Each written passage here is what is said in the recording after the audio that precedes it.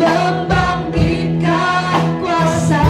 Sama-sama nyatakan, membebaskan hidup yang terbelenggu, memulihkan hati mereka yang terluka,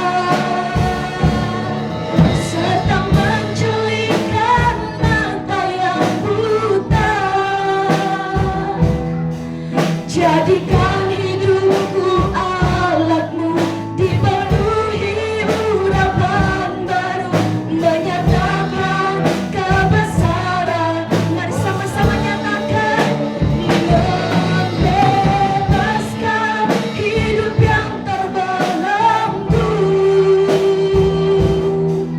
memulihkan hati mereka yang terluka, serta menjelikan mata yang buta. Jadikan hidupku alatmu, dipenuhi urapan baru, menyatakan kebesaran. Mari buka hatimu, katakan, membebaskan hidup yang terbelenggu, memulihkan hati mereka yang terluka, serta menjelikan mata yang buta. Jadikan hidupku alatmu, dipenuhi urapan baru, menyatakan kebesaran kuasa-Mu. Jadikan kami Tuhan, jadikan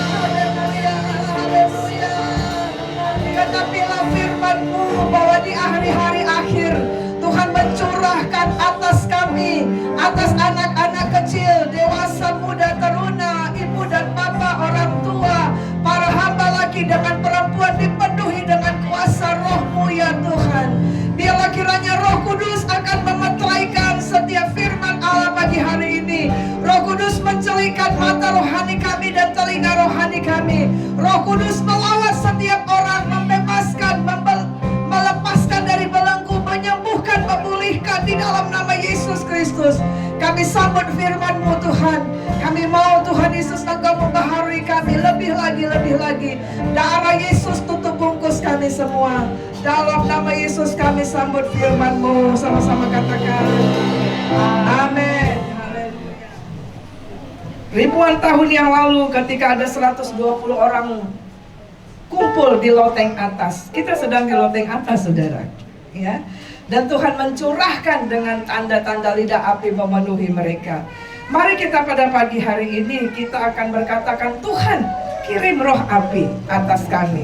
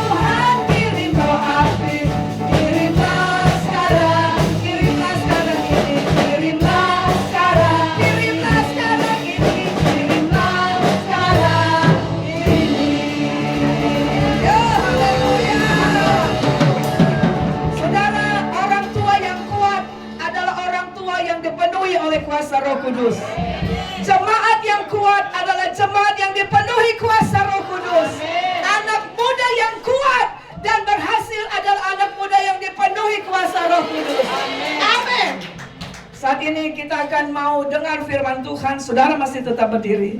Kita akan baca Galatia 5 ayat 16 sampai dengan ayat 26. Tim boleh kembali ke tempat.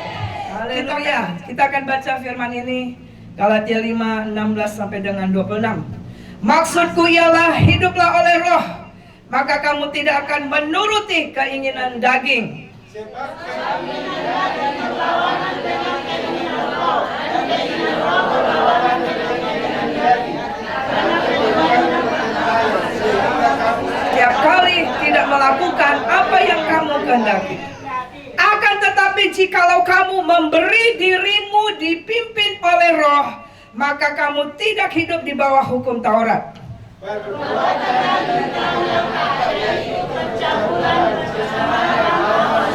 Penyembahan berhala, sihir, perseteruan, perselisihan, iri hati, amarah, kepentingan diri sendiri, percideraan, roh pemecah, kemudian melakukan pesta pora dan sebagainya, telah semuanya itu melihatkan kamu seperti yang telah dibuat dahulu, bahwa barang siapa melakukan hal-hal yang demikian, dia akan mendapat bagian dalam kerajaan Allah. Tetapi buah roh ialah kasih, sukacita, damai sejahtera, kesabaran, kemurahan, kebaikan, kesetiaan.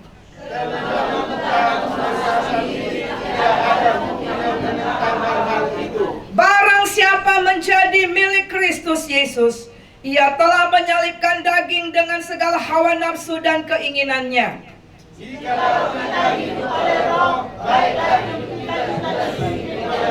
Dan janganlah kita gila hormat, dan janganlah kita saling menentang dan saling mendengki. Silakan duduk saudaraku yang terkasih dalam nama Yesus.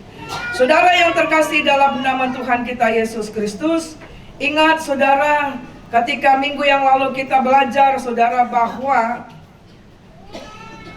pada saat ini adalah perang pengaruh dengan kemajuan teknologi. Kalau orang tua tidak dipenuhi dengan kuasa Roh Kudus, tidak akan mungkin memampukan memberikan pengaruh ilahi kepada anak-anak yang ada di rumah kita. Kalau anak muda tidak dipenuhi dengan kuasa Roh Kudus, tidak akan kuat menghadapi begitu banyak pergumulan di dunia ini, saudara. Pergumulan anak-anak muda, ya. Kalau anak-anak kecil juga tidak dipenuhi dengan kuasa Roh Kudus, maka saudara ketika ada sesuatu dia tidak tahu kepada siapa dia harus berseru kepada Tuhan.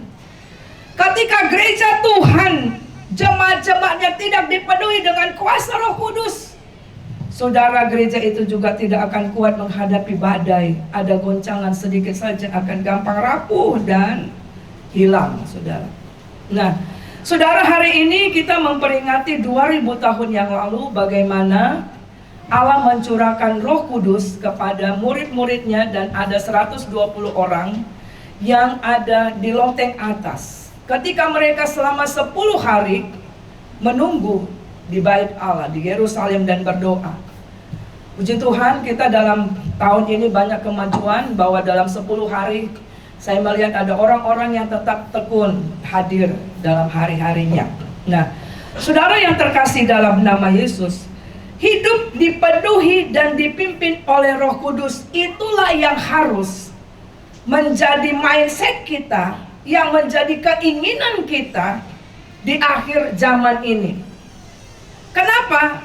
Kenapa Tuhan katakan di akhir zaman aku akan mencurahkan Rohku? Karena di akhir zaman di sini, inilah puncak-puncaknya untuk kita tetap tegak di dalam Tuhan atau meninggalkan Tuhan. Karena tanda kedatangan Tuhan dikatakan diantaranya orang murtad, orang banyak tawar hati. Jadi rohmu itu harus menyala-nyala. Kalau kita melihat ada api kompor, ada api yang menyala-nyala, mau kena binatang apa saja pasti mati, ya betul ya saudara ya. Tapi kalau apinya redup atau apa, wah itu apa saja bisa menghinggapi di sana, ya. Nah, saudara, bicara yang namanya dipimpin, ya, itu artinya dipimpin itu dibimbing, ya, dibimbing. Jadi orang yang dipenuhi Roh Kudus, orang yang haus, itu berbicara, Tuhan bimbinglah aku.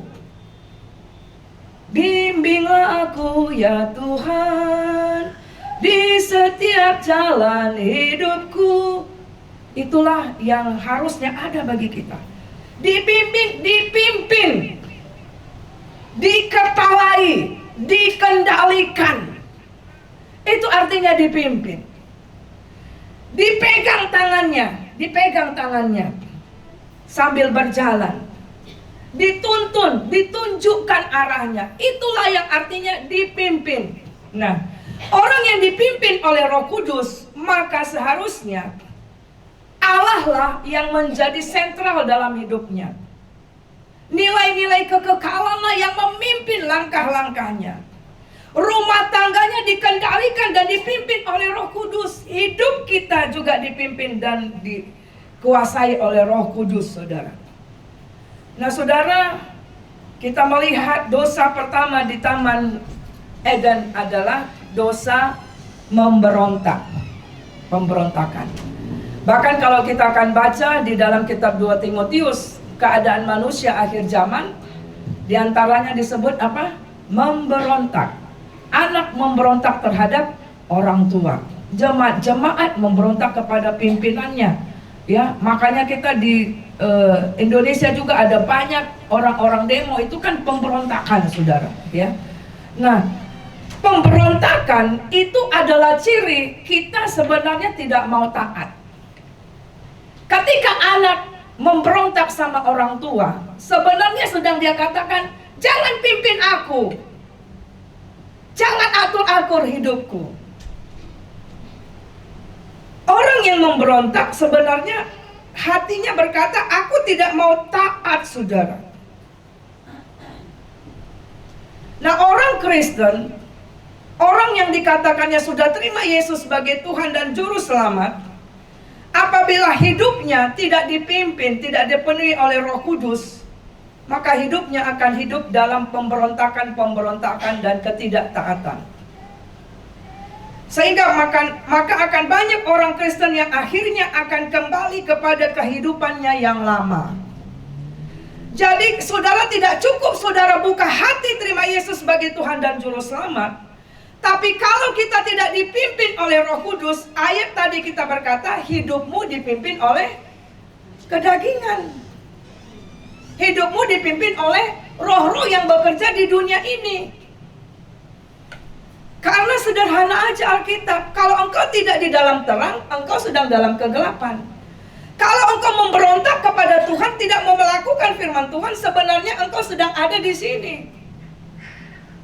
Dan kita baca tadi dalam Galatia 5 tadi itu, perselisihan, pertengkaran, emosi, kan gitu ya saudara ya. Dikatakan apa? Tidak akan mendapat bagian dalam kerajaan Allah. Efesus 4 ayat 29 sampai 32. Bahkan banyak dikatakan, Paulus berkata kepada di Filipi juga, banyak orang Kristen yang katanya hidupnya itu sebagai seteru salib Kristus. Tidak menyadari bahwa hidupnya itu mendukakan Roh Kudus. Nah, Roh Kudus itu adalah pribadi Tritunggal Allah yang terakhir. Karena Tuhan bilang apa? Allah itu roh adanya, hakikat Allah. Itu makanya saudara akan bisa menemukan mengapa dikatakan orang yang menghujat Roh Kudus tidak diampuni. Artinya begini, kalau terus-menerus kita mendukakan Roh Kudus, terus-menerus kita memberontak, tidak mau taat kepada kepemimpinan Roh Kudus, Roh Kudus itu meninggalkan kita. Dan akhirnya saudara, kita kembali dalam hidup yang lama. Kemarin, minggu yang lalu atau minggu ini, saya lupa ya. Jadi ada kisah yang sangat membangun saudara ya. Walaupun kisah hidupnya tidak baik. Jadi ibu ini saudara menolak untuk dipimpin, digembalakan dengan baik. Sehingga hidupnya, yaitu dia melakukan segala dosa. Walaupun dia pernah berdoa minta pengampunan Tuhan, tapi karena tidak dipimpin oleh Roh Kudus, maka dia akan kembali dalam hidup yang lama. Anak-anak tidak akan bisa kita bawa dalam pengenalan akan Allah kalau orang tuanya sendiri juga memberontak, tidak mau taat kepada firman Tuhan. Karena orang tua adalah keteladanan bagi anak-anak. Nah, sehingga saudara, ketidaktaatan kita mau dipimpin oleh Roh Kudus akan membawa banyak orang Kristen kembali dalam hidup yang lama. Sehingga tidak akan setia, tidak akan bertekun dan mengalami banyak masalah dalam hidupnya. Mengapa? Kalau kita tidak dipimpin oleh Roh Kudus, ayat ini berkata kita dipimpin oleh kedagingan. Karena keinginan roh dengan keinginan daging selalu bentrok, gak mungkin sama, visinya sama, enggak saudara. Nah, kalau kita hidup dalam kepemimpinan kedagingan dan roh yang bekerja, yang dikuasai oleh roh jahat ini, ingat bahwa iblis dilemparkan di bumi, di awan-awan. Ya saudara, di langit saudara. Maka saudara, hidup kita akan bermasalah. Orang yang hidup dalam kedagingan pasti berpunya banyak masalah. Apa kedagingan? Tadi kan percideraan, perselisihan, pertengkaran. Orang yang suka berkelahi pasti punya banyak musuh. Betul nggak saudara? Ya, itu sederhana. Nah, bahkan bisa nanti sampai mati sia-sia. Jadi ibu yang saya saksikan tadi itu, Sampai dia mati, mayatnya pun tidak diterima di rumah anak-anaknya. Mayatnya aja orang ogah nerimanya, saudara. Jadi apakah kita mau berakhir dengan sia-sia? Tentu tidak. Jadi makanya hari ini ketika kita memperingati hari pencurahan Roh Kudus, sadarkan diri kita bahwa kita perlu Roh Kudus yang memimpin, yang mengendalikan, yang mengarahkan, yang menguasai, yang memberikan hikmat, all out di dalam kehendak Tuhan. Ya. Dan keselamatan juga akan bisa hilang kalau kita tidak dipimpin oleh Roh Kudus. Orang yang akan sampai masuk kerajaan Allah adalah orang yang dipimpin oleh Roh Kudus, bukan kedagingan. Karena dia akan kuat menghadapi tantangan hidup. Orang yang dipenuhi Roh Kudus bukan tanpa tantangan, tetapi di dalam tantangan dan masalah dimampukan untuk melaluinya. Diberikan hikmat, dihiburkan, dikuatkan, dibukakan jalan, saudara. Nah, oleh sebab itu, mari kita akan belajar pada hari ini dalam kitab Galatia. Yang pertama adalah hiduplah oleh Roh. Dan itu adalah mutlak. Ayat itu berkata, kalau kita hidup karena Roh. Saudara punya roh enggak di dalam hidupmu? Semua yang di sini, siapa yang bilang dia punya roh di dalamnya? Kalau roh itu dicabut, mati. Ya kan, dison maradian. Jadi kita menyadari kita ini karena ada nafas Tuhan di sini. Betul? Nah, oleh karena itu makanya di dalam Galatia 5 ayat 1 itu dikatakan, kalau kamu hidup karena roh, seharusnya sadarlah hidupmu itu dipimpin oleh Roh Kudus. Jadi mutlak. Cara satu-satunya untuk hidup berkenan kepada Allah dan tidak mengikuti kedagingan dan keinginan si jahat adalah dipimpin oleh Roh Kudus. Kenapa? Karena ayat itu berkata, kalau kita tidak dipimpin oleh Roh Kudus, seringkali kita berbuat sesuatu, kita berpikir sesuatu, mengambil keputusan sesuatu yang sebenarnya kita nggak mau lakukan itu. Pernah ngalami itu? Kayaknya aku nggak punya cita-cita pukul istriku. Kayaknya aku nggak punya cita-cita berbuat yang jahat. Tapi kok itu yang kulakukan? Karena begitu. Nah itu pertentangan itu, saudara. Saya akan bacakan Galatia 5 ayat 16 di dalam terjemahan firman Allah yang hidup berkata begini. Saya menasihatkan supaya saudara hanya mengikuti petunjuk-petunjuk Roh Kudus. Ia akan menyatakan kemana saudara harus pergi dan apa yang harus saudara lakukan. Dengan demikian saudara tidak akan terus-menerus mengikuti sifat jahat yang selalu mendesak saudara untuk berbuat salah. Makanya Tuhan berkata, kamu harus dilahirkan dari air dan roh. Jadi tidak cukup hanya bertobat, terima Yesus sebagai Tuhan dan Juru Selamat. Tetapi hidup saudara ketika saudara sudah dikuduskan oleh darah Yesus, maka dia memberikan rohnya yang kudus sebagai meterai keselamatan, tanda milik Kristus. Dan izinkan Roh Kudus memimpin hidupmu day by day. Lihat ayat itu dikatakan dia akan menyatakan kemana saudara harus pergi, apa yang harus saudara lakukan. Bukankah itu yang kita perlukan untuk bisa kuat? Bagaimana kadang-kala kita tidak tahu menghadapi sikap anak yang satu. Anak yang satu dengan yang kedua beda, dengan anak yang ketiga, yang keempat beda, saudara, walaupun lahir dari perut yang sama. Tapi Roh Kudus akan memberikan, begini kau buat untuk anakmu yang ini, begini kau buat. Roh Kudus memampukan kita. Nah, mengapa saudara? Karena peran Roh Kudus di dalam, saya mencuplik ada beberapa saja, banyak ya. Itu kita sudah jelaskan di hari yang pertama. Yaitu dalam Yohanes 14 ayat 16 dikatakan menyertai kamu. sampai kesudahan zaman. Jadi ini adalah jaminan bahwa kemanapun kita berada, dimanapun kita berada, kita tahu ada Tuhan yang beserta dengan kita. Saudara tidak akan merasa loneliness. Ada banyak orang sekarang di tengah kerumunan dia bisa merasa kesepian.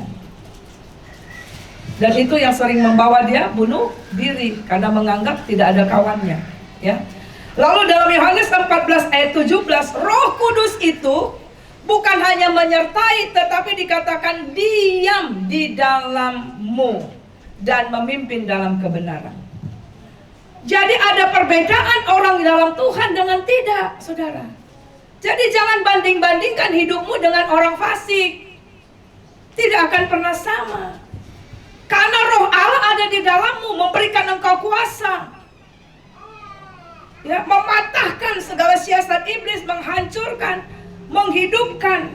Nah, lalu dalam Yohanes 14 ayat 26 dikatakan menghiburkan. Saudara bisa bayangkan kalau tidak ada Roh Kudus, kita ini apalagi wanita, gampang kali, saudara apa? Gampang tersinggung, gampang marah, baperan. Benar, saudara. Ya, gampang banget. Tapi karena ada Roh Kudus yang hiburkan, udahlah, bangkitlah semangatmu.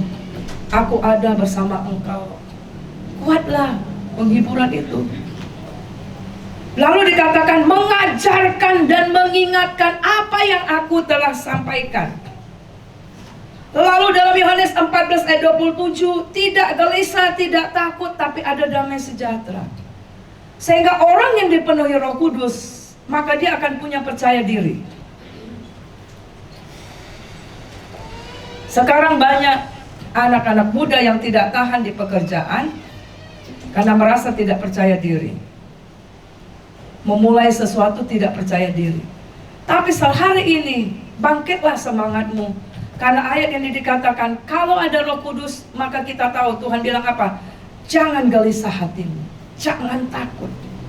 Tetapi damai sejahtera Tuhan diberikan kepada kita. Jadi sama-sama katakan, dipenuhi dan dipimpin Roh Kudus adalah mutlak. 1, 2 ya. Dipenuhi dan dipimpin oleh Roh Kudus adalah mutlak. Kalau saudara menolak, berarti saudara memberontak dan tidak taat, maka ada konsekuensinya. Kita pasti tidak akan menang.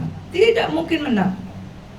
Ya, Roh Kudus adalah kehadiran Allah yang memampukan kita hari lepas hari melalui hidup ini. Memberikan hikmat, memberikan penghiburan, menuntun, membukakan jalan, apalagi saudara. Memberikan kekuatan. Nah, yang kedua saudara, sadari bahwa dalam Galatia 5 ayat 17, keinginan daging dan keinginan roh itu akan ada selama kita masih hidup. Coba dulu cubit dagingnya, tangannya. Apa yang bisa saudara cubit? Cubit kuat-kuat. Sakit. Sakit. Berarti saudara masih ada dagingnya. Artinya saudara hidup. Nah, Galatia 5 ayat 17 mengingatkan kita gereja Tuhan bahwa kedagingan dan keinginan roh akan terus bertentangan dalam kita. Dan kita setelah dipenuhi dengan Roh Kudus bisa mematikan keinginan daging. Orang yang dipimpin dan dipenuhi oleh kuasa Roh Kudus. Engkau berani berkata tidak terhadap dosa. Engkau berani mengatakan tidak terhadap alkohol, terhadap minum-minuman keras, terhadap seks bebas, terhadap keputusan-keputusan yang lain. Kalau kita hidup dipimpin dan dipenuhi Roh Kudus, maka kedagingan dikatakan kita menyalibkan. Roma 7 ayat 15 sampai dengan 23, Paulus mengatakan, menyadarkan kita, ya Paulus itu yang luar biasa dipakai Tuhan ya. Tapi dia mengatakan bahwa kadangkala aku bisa berbuat, aku bisa berpikir sesuatu yang sebenarnya aku gak kehendaki lakukan itu. Nah itu makanya mutlak banget dipimpin oleh Roh Kudus ya. Dipimpin oleh Roh Kudus, hidup kita tidak lagi di dalam kedagingan atau keinginan dunia yang membinasakan. 1 Yohanes 2 ayat 16. Hidup kita dipimpin untuk hidup berkenan melakukan kehendak Allah sampai akhir hidup. Orang yang hidup di dalam kedagingan, dalam keinginan mata dan dunia ini, tidak mungkin hidupnya berkenan kepada Allah. Contoh kehidupan daging di dalam seperti Efesus 4. Dia suka cakap kotor, dia suka maki-maki. Mana mungkin melakukan kehendak Allah? Dia memperkatakan hal-hal yang membuli, tidak membangun orang. Di dalam Efesus 4 itu saja sudah mendukakan Roh Kudus. Orang yang demikian, saudara, orang yang suka cakap kotor, orang yang suka bohong, orang yang suka memperkatakan perkataan yang selalu asal kau jumpa, sakit hati kau jumpa sama dia. Bermasalah enggak nanti orang yang demikian? Ya kan? Pasti akan bermasalah. Yang arogan, yang egois, yang suka berkelahi, kan itu keinginan daging, betul ya saudara? Ya kan, keinginan daging kan itu. Nggak mungkin di dunia kerja mau dipakai orang demikian. Yang suka berkelahi, mana mungkin? Nggak bisa dipercaya. Nggak mungkin saudara. Makanya dalam 1 Yohanes 2 ayat 17, hidup kita hanya bisa berkenan kepada Allah bahkan sampai kepada titik akhir hidup kita. Ketika hidup kita mengizinkan hidup kita dipenuhi dan dipimpin oleh Roh Kudus. Karena dikatakan keinginan daging tidak mendapat bagian Allah. Jadi kita harus menyadari saudara, ada the great war in your spirit and your flesh. Ada perang besar selalu di dalam hidup kita setiap hari. Nah, makanya sangat penting kita setiap hari dipimpin dan dipenuhi oleh Roh Kudus. Nah, slide berikut saudara. Pada saat engkau mengatakan, nggak mau aku, enak kali dia, kok aku aja mengalah, ya kan? Kau jangan mau diatur ya sama dia,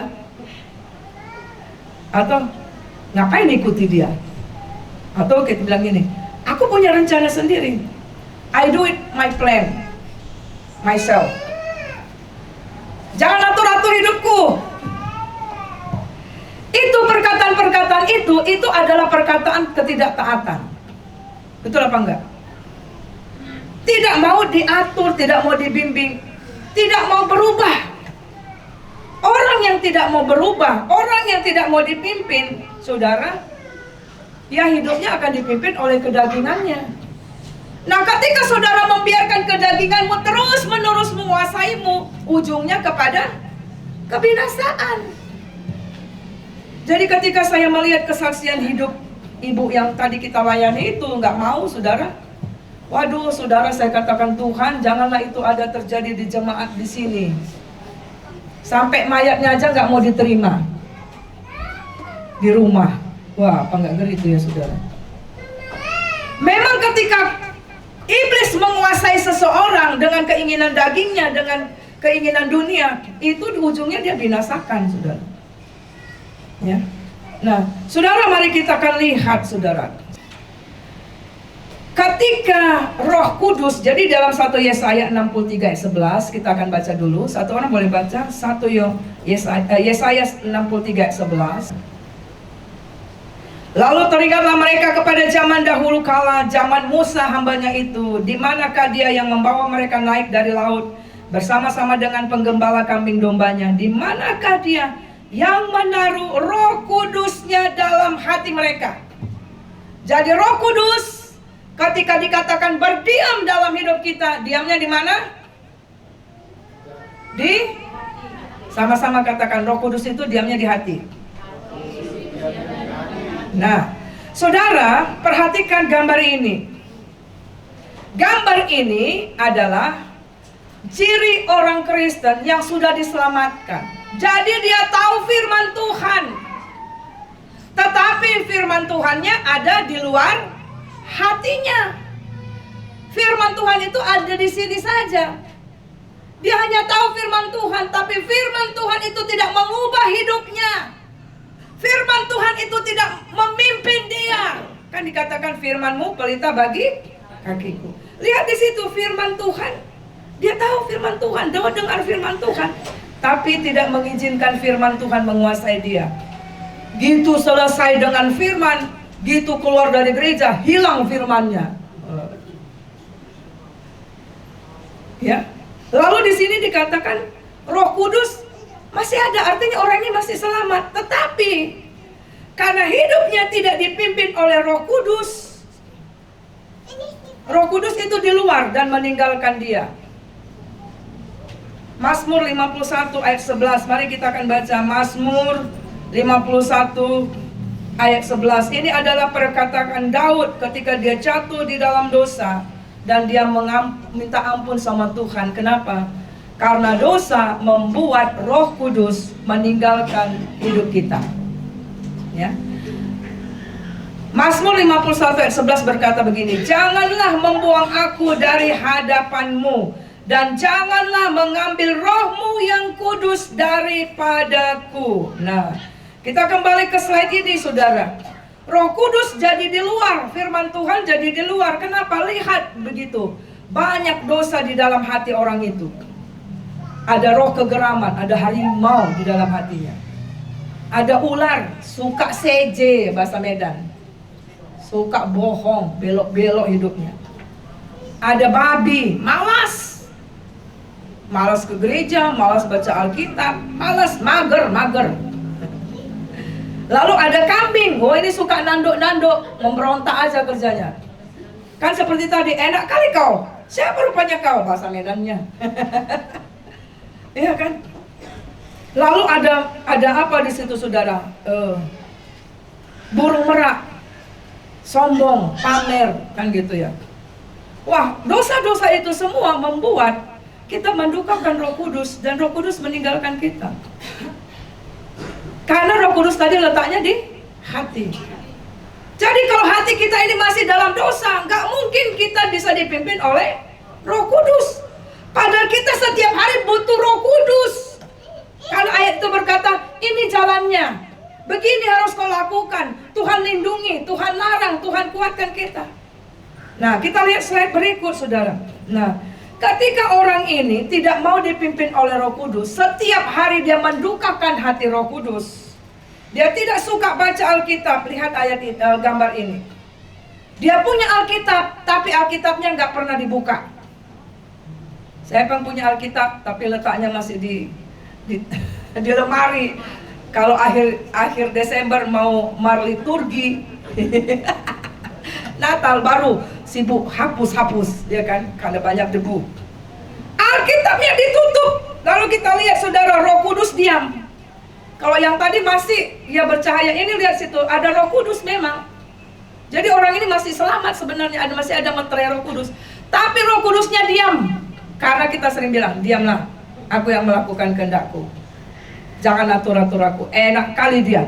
Siapa rupanya dia? Tunjukkan dulu. Oh, itu kata-kata pemberontakan dan kita tidak mau taat, saudara. Dan Roh Kudus diam saja. Lalu kita lihat, saudara, gambar itu dosa tinggal ngintip mau masuk lagi, ya kan, saudara? Ya, dosa segera akan masuk kembali. Lalu orang yang demikian, kalau dia ke gereja, saudara, orang yang tidak suka baca firman, kalau dia ke gereja, ini sama-sama saudara duduk, tapi orang dalam posisi yang gambar kedua dan pertama tadi, doanya kering. Doanya kering. Jadi maka kita bilang, kayaknya nggak ada hadirat Allah. Padahal bukan karena hadirat Allah, hatimu. Orang bisa menangis dipenuhi Roh Kudus, engkau sepertinya, kenapa ya? Uji diri. Jangan-jangan firman Allah nggak menguasai engkau. Roh Kudus engkau biarkan diam. Nah, lalu kita lihat yang berikut, saudara. Kondisi orang yang tidak dipimpin oleh Roh Kudus, saudara. Dia tahu firman Allah, tapi hidupnya sudah di luar Tuhan. Inilah yang bahaya, saudara. Nanti akan banyak orang yang tertinggal Banyak orang yang tidak diselamatkan, banyak orang yang akan masuk neraka, bukan karena tidak tahu firman Allah, bukan karena tidak tahu Yesus menyelamatkan, tetapi karena apa? Tidak mau dipimpin dan dikuasai oleh Roh Kudus, bukan Roh Kuda. Saya ingat sekali waktu Kids Camp tahun lalu. Jadi makanya Kids Camp tahun ini, anak-anak sekolah minggu, kirim anak-anakmu ya. Dia bilang, anak kecil itu, aku maulah dipenuhi dengan Roh Kudus, aku nggak mau dikuasai roh kuda. Dia bilang, ya kan, saudara. Nah, saudara yang terkasih dalam nama Yesus, di sini dikatakan ya, dia tahu firman, tapi hidupnya sudah di luar Tuhan. Mata rohaninya ditusuk oleh setan sehingga tidak bisa melihat Tuhan, dan kehidupannya, lihat saudara, kehidupan kedagingannya sama aja. Jadi orang tidak akan bisa melihat ini anak Tuhan atau enggak. Saudara, ketika engkau bertemu dengan orang lain, orang baru, berapa lama orang itu menyadari bahwa engkau orang Kristen? Ada orang bilang, ih, baru tahu aku bahwa kamu tuh orang Kristen. Setelah mungkin 6 bulan, setelah 1 tahun. Kenapa ketika jumpa orang gak langsung lihat, ih pasti kau orang Kristen? Berarti hidup orang itu sama aja dengan dunia. Bagaimana menjadi saksi? Betul apa enggak, saudara? Ya.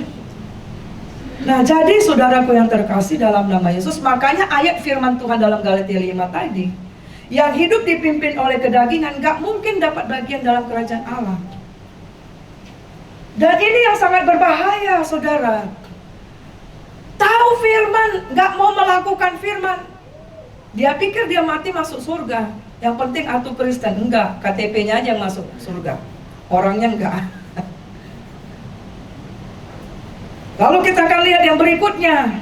Kondisi akhir orang ini yang terus-menerus tidak dipimpin dan dikuasai oleh Roh Kudus, tidak melakukan firman Allah, tidak merenungkan firman Allah, tidak menghidupi firman Allah, akhirnya orang ini akan dikuasai dan dipermainkan oleh setan sampai akhir hidupnya.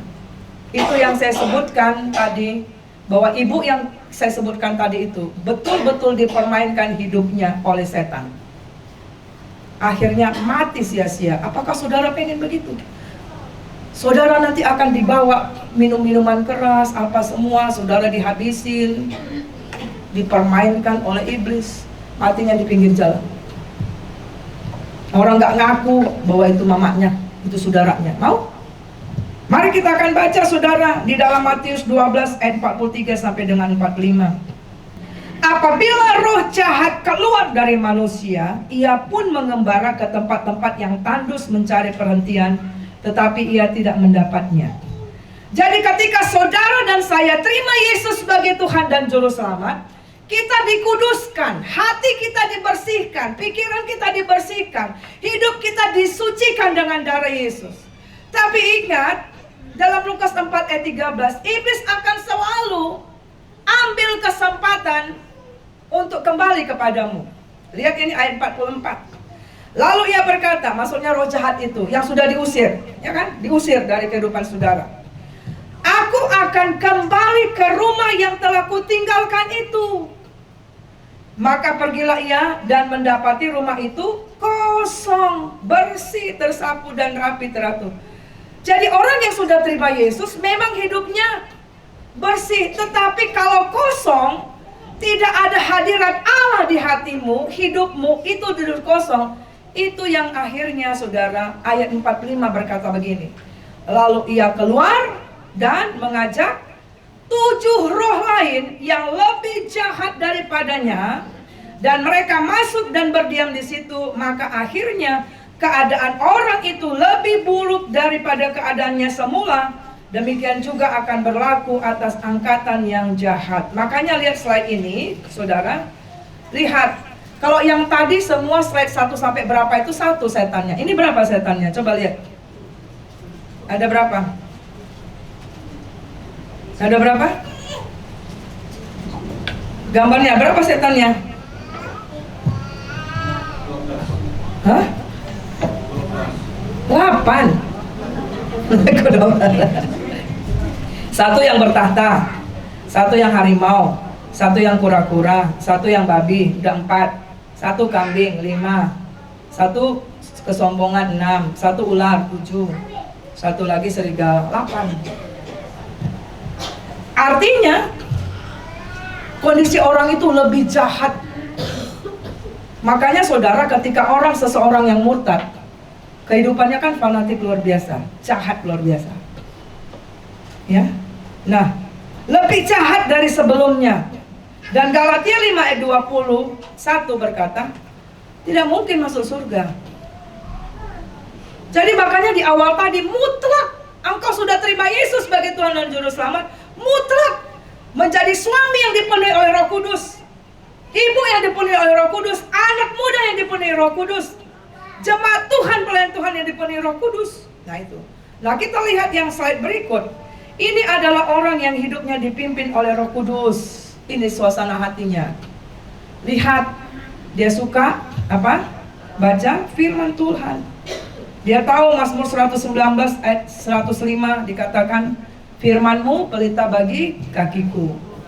Nah, orang yang dipimpin Roh Kudus, dia akan suka baca firman Tuhan setiap hari, yang menjadi kompasnya. Lalu Roh Kudus diizinkan bicara terus, dan dia menjaga keselamatan itu.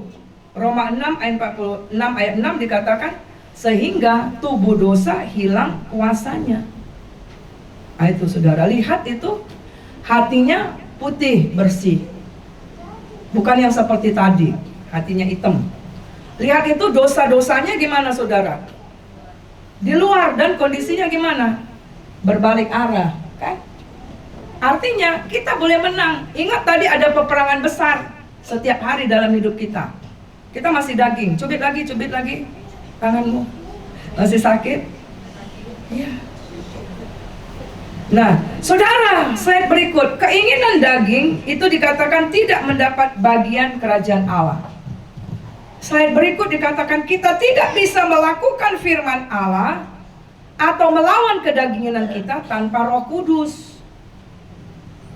Gak mungkin, karena kita daging. Nah, lalu yang ketiga, saudara, Galatia 5 ayat 25, seharusnya membuat kita sadar hidup kita ini oleh Roh, dan biarlah hidup kita dipimpin oleh Roh Kudus.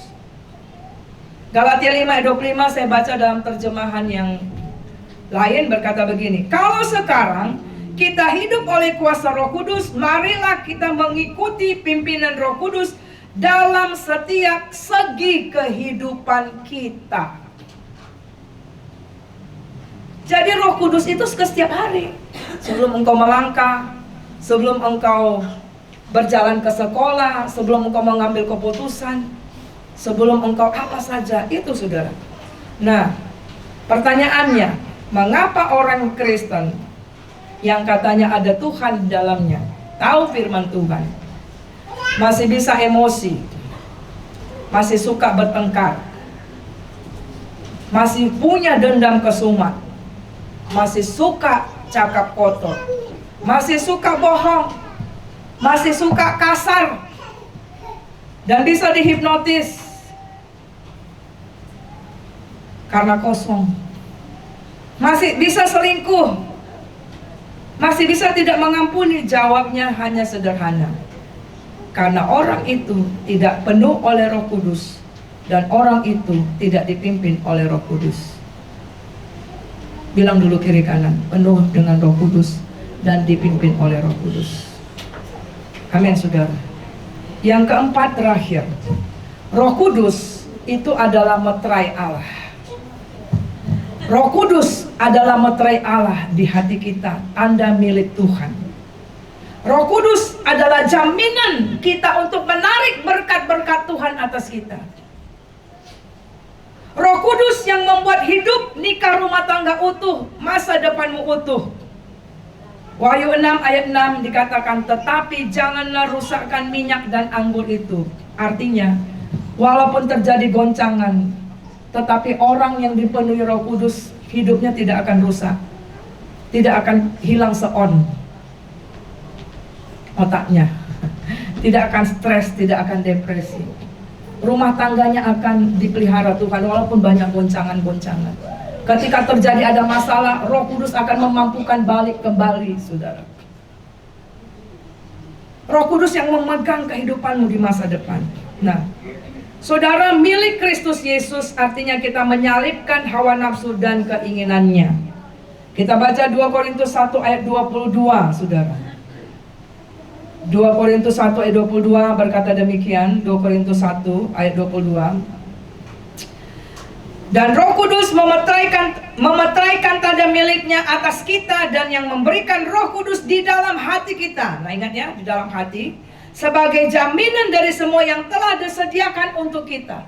Jadi dalam Efesus 1 dikatakan semua berkat yang di surga sebenarnya sudah dilimpahkan bagi engkau dan saya, bagi gerejanya. Tapi apa yang menghambat itu? Hidup kita sebagai seteru salib Kristus.